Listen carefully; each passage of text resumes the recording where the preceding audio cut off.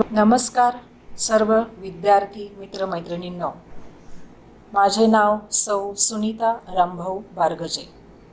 आज आपण इयत्ता 10वी विषय मराठीचा पाठ 8वा वाट पाहताना हा अभ्यासणार आहोत। या पाठाच्या लेखिका अरुणा ढेरे आहेत। प्रथम आपण या पाठाच्या ज्या लेखिका आहेत त्या लेखिकेचा आपण परिचय करून घेणार आहोत। वाट पाहताना लेखिका डॉक्टर अरुणा ढेरे यांचा जन्म 2 फेब्रुवारी 1957 साली पुणे या ठिकाणी झाला। या प्रसिद्ध कवयित्री, कथा लेखिका, संशोधक, समीक्षक आहेत।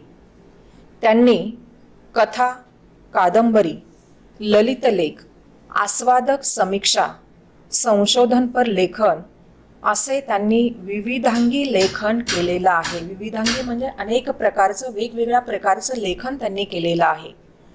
काव्यात्मकता आणि मानवी नात्यांचा शोध ही त्यांच्या ललित साहित्याची काही वैशिष्ट्ये आहेत।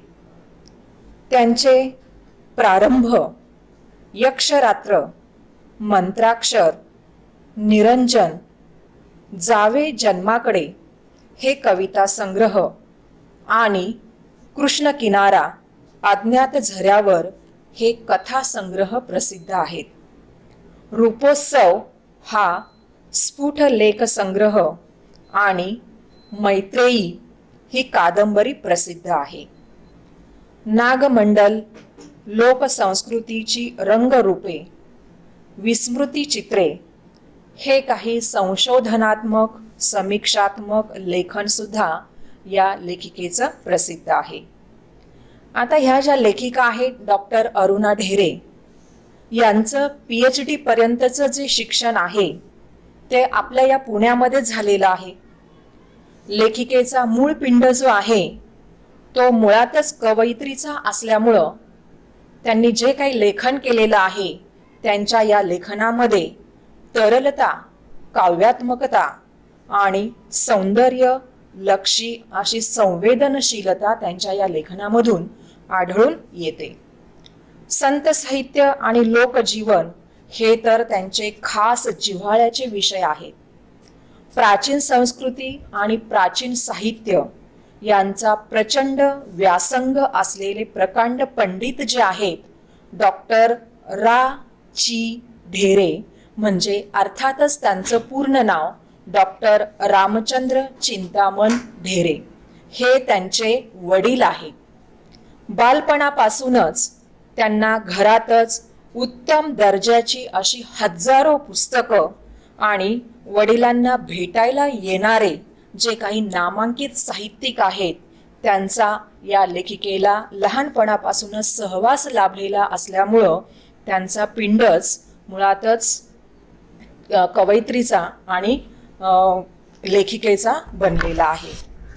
आता आपण या पाठाचा थोडक्यात परिचय करून घेणार आहोत। बघा, आपण प्रत्येक वेळी बघा कोणत्या ना कोणत्या तरी गोष्टीची वाट पाहत असतो। आता सध्याचं जर उदाहरण घ्यायचं म्हटलं तर आपण कशाची वाट पाहतोय, तर कधी एकदाचा हा लॉकडाऊन संपतोय आणि कधी एकदाचा हा कोरोना निघून जातोय आणि कधी एकदा आमची ही शाळा सुरू होते आणि आम्ही शाळेत येतोय, अशी वाट तुम्ही सगळेजण पाहताय। म्हणजे या ठिकाणी पण लेखिकेने वाट पाहत असताना त्यांच्या जीवनामध्ये सुद्धा काही वेळेला आनंद होतो तर काही वेळेला दुःख होतं। तर कधी आपलं मन जे आहे ते वाट पाहत असताना कधी कधी अस्थिरही होतं। म्हणजे अशा ज्या काही भावना आहेत या भावनाच या पाठातून, म्हणजे वाट पाहताना या पाठामधून व्यक्त केलेल्या आहेत। पण त्या असंही म्हणतात की प्रत्येक गोष्टीमध्ये वाट पाहणं असायलाच पाहिजे। त्याचं कारण म्हणजे वाट पाहणं हे आपल्याला एक प्रकारे संयम शिकवतं, आपल्याला धीर धरायला शिकवतं. आता उदाहरणार्थ बघा, तुम्ही कधी हॉस्पिटलमध्ये गेला असाल तर त्या ठिकाणी पाहिलं असेल किंवा आपल्या घरातले जे कोणी नातेवाईक असतील त्यांना हॉस्पिटलमध्ये ॲडमिट केलेलं असतं आणि त्या हॉस्पिटलच्या बाहेर नातेवाईक बसलेले असतात, आपल्या घरातल्या व्यक्ती ज्या आहेत त्या बसलेल्या असतात. आणि हे सर्व नातेवाईक काय करत असतात की ह्याची वाट बघत असतात की कधी एकदाचा आमचा हा माणूस पेशंट बरा होतोय आणि त्याला सुखरूपपणे घरी घेऊन जातोय, ह्याचं ते वाट पाहत असतात. म्हणजे हे जे वाट पाहणं आहे हे दुःखदायक असतं, दुःख देणारं असतं. म्हणजे पेशंट बरा होईल की नाही, बरा झाला तर आनंदच आहे, नाही बरा झाला तर ते दुःखदायक आहे. म्हणजे शेवटी वाट पाहणं हे त्या ठिकाणी आलं. म्हणजे काही वेळेला वाट पाहणं हे दुःखदायक पण असतं आणि ते दुःख देणारं असतं. पण काही बाबतीमध्ये मात्र असं होतं की वाट पाहणं हे खूप आनंददायीच असतं. जसं की जेव्हा आपल्याला उन्हाळ्याची सुट्टी लागते, उन्हाळ्याची सुट्टी लागली की तुम्हाला माहिती सगळी मज्जाच असते. अभ्यास करायचा नाही, कोणाचं बंधन नाही, कोणी अभ्यास कर म्हणणार नाही, शाळेत जायची कटकट नाही, कोणी आपल्याला रागवणारं सुद्धा नसतं. म्हणजे या सुट्टीची वाट पाहणं हे आनंददायी असतं, कारण आपल्याला त्याच्यातून आनंद मिळणार असतो. म्हणजे प्रत्येक व्यक्तीच्या आयुष्यामध्ये कशाची ना कशाची तरी वाट बघणं हे अटळ अशी गोष्ट आहे. आणि अशाच पद्धतीने लेखिका ज्या आहेत अरुणा ढेरे यांनी सुद्धा वाट पाहताना, या लेखिकेला सुद्धा कोणकोणत्या गोष्टींची वाट पाहावी लागलेली होती आणि ही वाट पाहत असताना त्यांच्या मनामध्ये कोणकोणत्या भावना निर्माण झालेल्या आहेत, तर याचे अनेक विविध पैलू जे आहेत ते वाट पाहताना या पाठामध्ये या लेखिकेने उलगडून दाखवलेले आहेत. आणि या प्रत्येक वाट पाहताना जो काही प्रसंग आहे तो प्रसंग आता आपण पाहणार आहोत की लेखिकेच्या जीवन प्रवासामधील वाट पाहतानाचे जे अनेकविध असे प्रसंग आहेत त्या प्रत्येक प्रसंगाचं आपण थोडक्यात या ठिकाणी स्पष्टीकरण पाहणार आहोत. सगळ्यात पहिल्यांदा कोकिळेच्या कुहू कुहू आवाजाची वाट पाहणं. आता बघा, होळी झाली की थंडी झपाट्याने कमी होत जाते, म्हणजेच अर्थातच उन्हाळा सुरू व्हायचा. आणि त्याच ऋतूमध्ये आंब्याला सुद्धा मोहोर येतो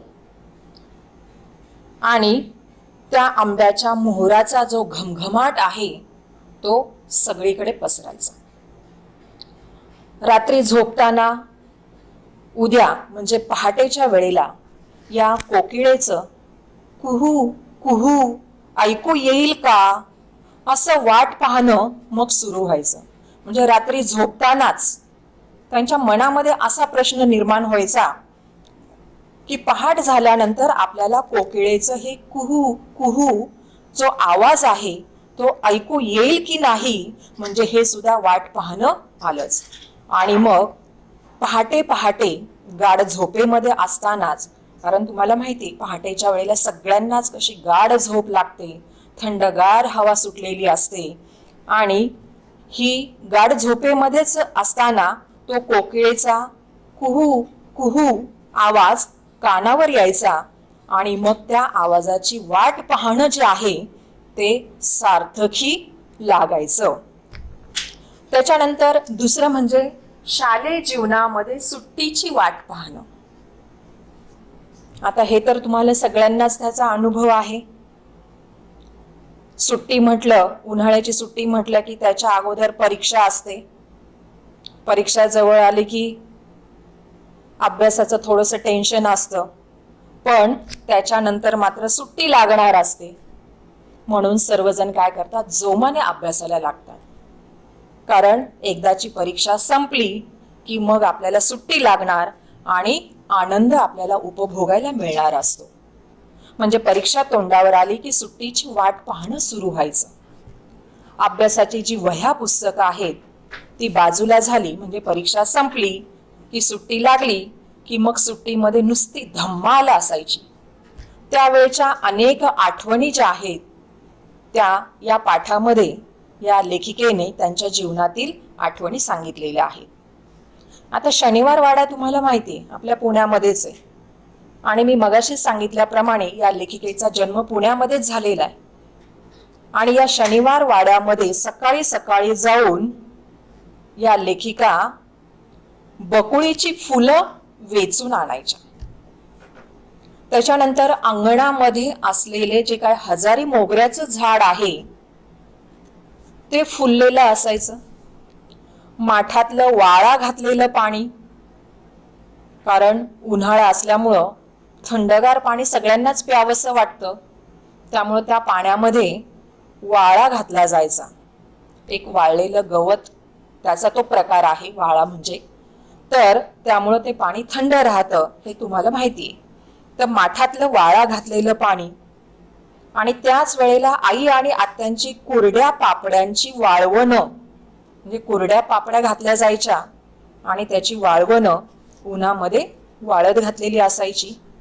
कैरीची डाळ, म्हणजे डाळ घालून केलेली जी कैरी असते ती, आणि त्या कैरीचं पन्ह म्हणजे कैरीचा आंबट तो रस आणि त्याच्यामध्ये गुळ किंवा साखर घालून केलेले जे पन्ह आहे ते, बर्फाचे गोळे, वा, हे तर सगळ्यांनाच तुम्हाला आवडतं, तुम्ही त्याचा अनुभव घेतलेला आहे. बाहेर बर्फाचा गोळा विकणारा चालला की कधी आपण तो बर्फाचा गोळा घेतोय, त्याच्यामध्ये वेगवेगळे कलर त्याच्यावर टाकून तो बर्फाचा गोळा आपण चोखतो. असं सगळ्यांनाच हा अनुभव घ्यावासा वाटतो आणि तोच अनुभव या लेखिकेने सुद्धा घेतलेला असतो. उसाचा ताजा रस, गोष्टीची आणि कवितांची नवी पुस्तकं, या सगळ्यांसाठी सुट्टीची आतुरतेनं वाट पाहणं तर आलंच ना, कारण सुट्टी लागली तरच या सगळ्या गोष्टींचा आनंद जो आहे तो लुटायला मिळणार असतो. आणि त्यामुळं या लेखिका या सगळ्या गोष्टींसाठी अतिशय आतुरतेने वाट पाहत असायच्या. म्हणजे सुट्टीची वाट पाहताना लेखिकेचं मन जे आहे ते त्यानंतर माळ्यावर जाऊन, माळा जो आहे त्याच्यावर पुस्तकं ठेवलेली असायची. खूप सारी अशी पुस्तकं असायची, वेगवेगळ्या प्रकारची तिथं पुस्तकं असायची आणि त्या पुस्तकांच्या गराड्यामध्ये बसण्यामध्ये या लेखिकेचं मन अगदी आतुर व्हायचं. कारण का तर त्या ठिकाणी असलेली जी पुस्तकं आहेत त्या पुस्तकामध्ये लेखिकेने त्या पुस्तकातून कधी कधी न पाहिलेले देश, न पाहिलेली माणसं, कधी कधी तर न अनुभवलेले प्रसंग सुद्धा त्या पुस्तकातून या लेखिकेला अनुभवता यायचे. ओळखीचे काही धागे त्या पुस्तकांमधून या लेखिकेचे जुळायचे. त्या पुस्तकांमधून कधी कधी नवे शब्द, त्या शब्दांचा अर्थ सुद्धा त्यांना समजायचा. अद्भुत, थरारक गोष्टींनी भरलेल्या वेगळ्याच जगाचं त्या पुस्तकांमधून या लेखिकेला दर्शन घडत असे. पण त्यासाठी मात्र लेखिकेला मात्र सुट्टीची वाट पाहावी लागायची. त्याच्यानंतर पुढची आठवण आहे पोपटांची आठवण. तर पोपट म्हटलं की सगळ्यांना डोळ्यासमोर ते चित्र उभं राहत असेल, तो पक्षी. पोपटाबरोबर तर बोलायला सगळ्यांनाच आवडतं. तर लेखिकेच्या घरामागे एक मोठं असं उंबराचं झाड होतं. उंबर म्हणजे तुम्हाला माहिती आहे, औदुंबराचं झाड. आणि त्या झाडावर बसलेले पोपटांचे थवे, आणि पोपटांचा रंग तुम्हाला माहिती आहे, हिरवा. आणि हे पोपटांचे थवेच्या थवे त्या ठिकाणी झाडावर बसल्यामुळं त्यांच्या या हिरव्या पंखांनी सुंदर दिसणारं, त्या झाडाला लागलेली लालसर फळं, ती लगडलेलं हे झाड, पानांवर कसल्या तरी अशा गाठी गाठी असलेलं हे उंबराचं झाड, या दृश्याची सुद्धा लेखिकेला वाट पाहावी लागायची. त्याच्यानंतर कवितेशी मैत्री. लेखिकेची कवितेशी मैत्री झाली. बघा, आपण माणसांबरोबर मैत्री करतो, मित्र मैत्रिणी जमवतो, है की नाही? पण या लेखिकेने मात्र कवितेला मैत्री म्हटलेलं आहे. ही जी मैत्री आहे ही मैत्री विलक्षण वेगळीच अशी आहे. कारण कवितेची जी स्फूर्ती आहे ती स्फूर्ती हवी तेव्हा होत नाही.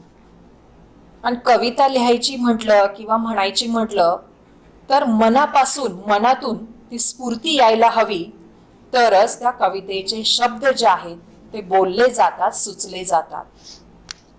कवितेची स्फूर्ती हवी तेव्हा होत नाही आणि ही स्फूर्ती जागृत होण्याला काही वेळ लागतो, काळ लागतो आणि ठिकाण याचं कोणतंही बंधन नसतं.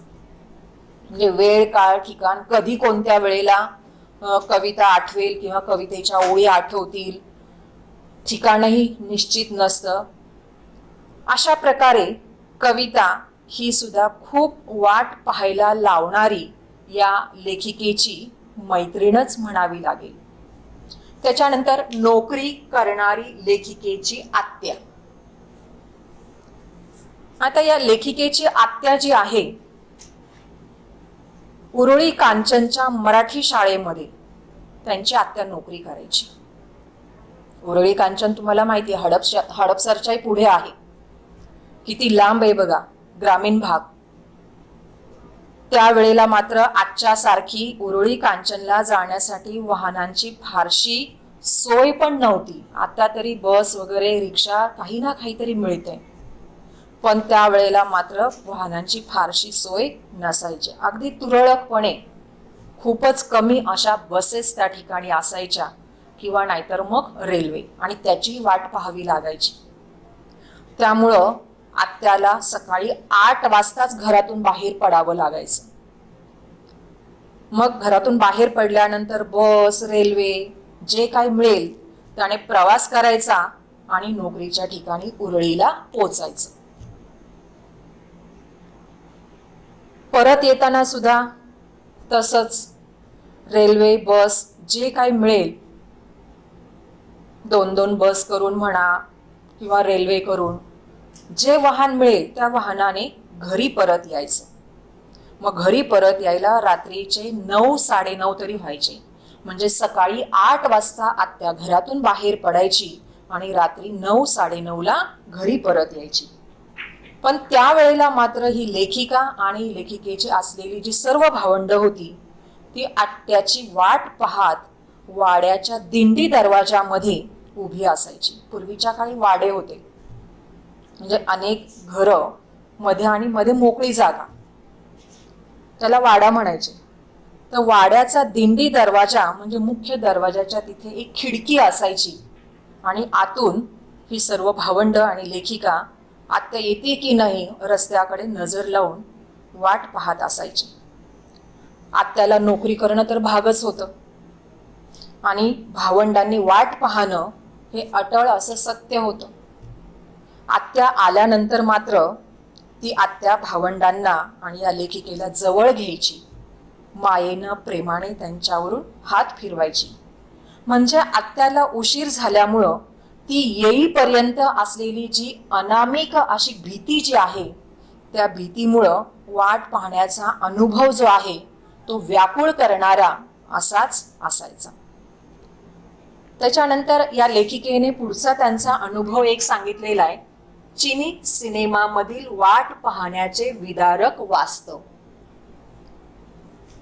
आता एक चिनी सिनेमा आहे, परदेशी असलेला हा सिनेमा या लेखिकेने पाहिलेला आहे. त्या सिनेमाचं नाव आहे पोस्टमन इन द माउंटन. आता हा जो सिनेमा आहे या सिनेमामध्ये एक पोस्टमन आणि एक अंध म्हातारी ह्यांची ही कथा त्याच्यामध्ये आहे. पोस्टमनच्या जीवनावरील एक सुरेख आणि भावपूर्ण असा हा सिनेमा या लेखिकांनी पाहिला.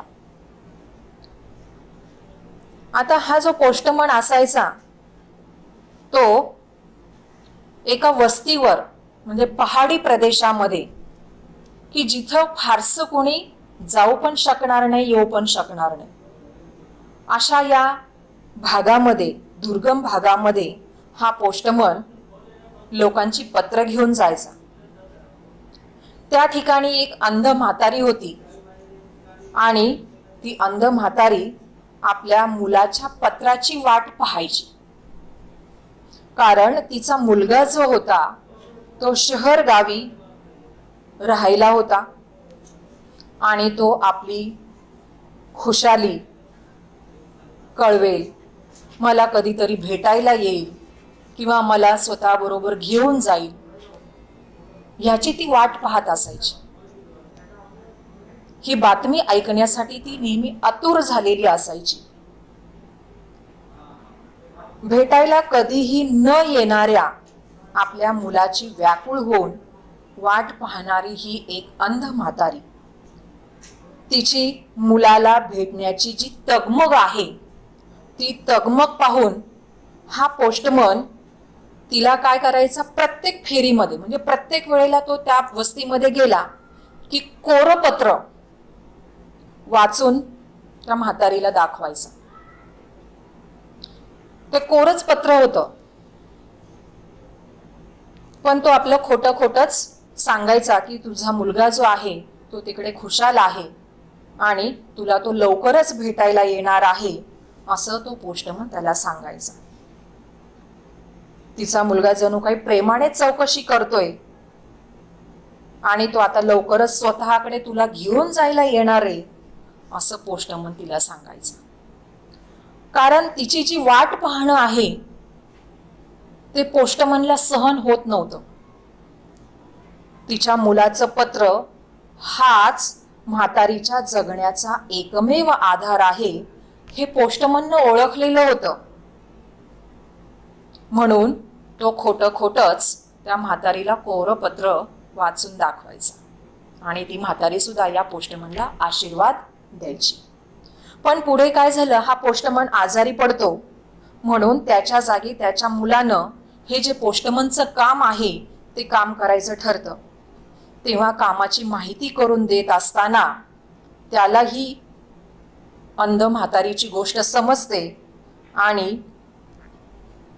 तोही आपल्या मुलाला असंच करण्यास सांगतो आणि तो मुलगाही त्याच्या मागचं कारण जाणून घेतो आणि तो अशा पद्धतीने कोरं पत्र अंध म्हातारीला वाचून दाखवण्याचं हे जे काम आहे ते पुढे असंच चालू ठेवतो.